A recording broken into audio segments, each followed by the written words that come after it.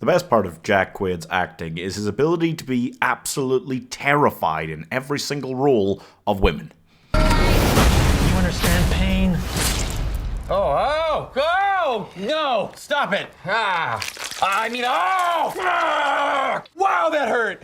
That one hurt the most. If Jack Quaid is comfortable to any degree being anywhere near a woman in a film, it means he's the villain. It means there's going to be a twist and he's the villain. Okay, it's one of the absolutes of modern cinema. Anyway, this case of nepotism done right, I mean, it's really working out for him. It's not, maybe he's not past the stage of either of his parents yet, but to quote his mother, I'll have what he's having. He's doing well. He's pretty. No. Novocaine is a joke that I didn't really get, honestly. It's a type of pain medication. I've not heard of it. I don't think it gets used much in the UK anymore. Anyway, this is an action comedy sort of romance about Nathan Cain, a man with a condition that means he doesn't feel pain, but not in a badass way, in a kind of like, he could die any second and his life expectancy is 25 kind of way. Like, that kind of thing. Like, he could just bleed out by accidentally stabbing himself with a pencil and not realizing, yeah. It's not fun, and yet we're going to treat it fun after the opening 10 minutes and just be like, well, he's Cookie, he can do whatever he wants and he'll survive, probably, it'll be fine, yeah. And that's basically the idea, is his new love that he's been on one date with gets kidnapped by bank robbers, and then he goes after her, fights the bank robbers, does whatever it takes to get her back, commits a lot of crimes. This is a film that couldn't be more blatant about the fact that it's just here to have fun, okay? It is a little bit, we'll admit, of a one-trick pony, but they use that trick really well. At least. Like, at least if you've only got one unique thing going on, and honestly, that is one more unique thing than most modern action films have going on. If you're going to just really focus in on that, at least use it well, and they do, okay? They've got scenes where he sticks his hand into a boiling thing to shoot a guy with a gun, and he gets, like, he goes wandering through a house that's covered in booby traps. Really funny.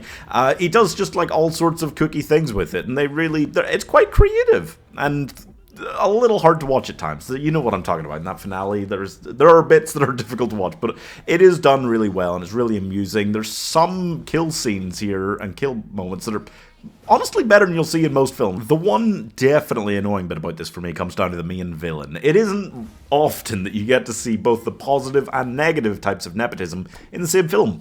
But Ray Nicholson, oh dear, yeah, Jack Nicholson's son, and he got all that attention and the ooh for doing the Jack Nicholson kind of creepy smile in Smile 2.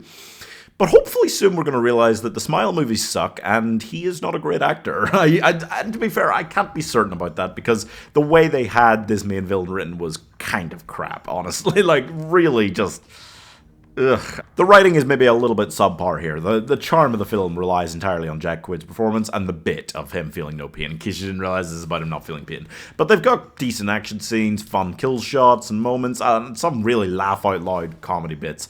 And just the chemistry and relationship between Jack Quaid and ambermidthunder actually works out really well. I thought that really lit up the film and made the kind of bits that happen in the middle of the film with her much more interesting, I think. It does feel a little bit like if Keanu Reeves was playing Ted from Bill and Ted in a John Wick movie. Like, you mash that up, it's maybe not going to work out, and they do struggle a little bit. It's a difficult line to thread, though, trying to show that this is a real disability and that he is in constant danger and has to be so careful and can't even eat solid food, and it's horrible for him, and yet also just launch very quickly, because it's not really a long film, into just treating it like a superpower and being like, ah, funny, yeah.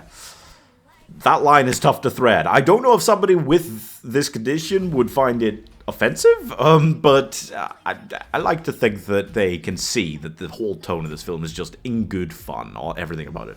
How many people can say that they've actually played 3 superheroes at once? Jack Quaid is currently animated Superman, Hughie from The Boys, and frickin' Novocaine. Like, the Quaid family has been making sacrifices to some dark god, I tell you. Anyway, this is a very fun piece of cinema. It's never in danger of being genius. I could easily sit down and watch it again. It is very watchable, apart from the parts that are hard to watch. There's just a couple of moments.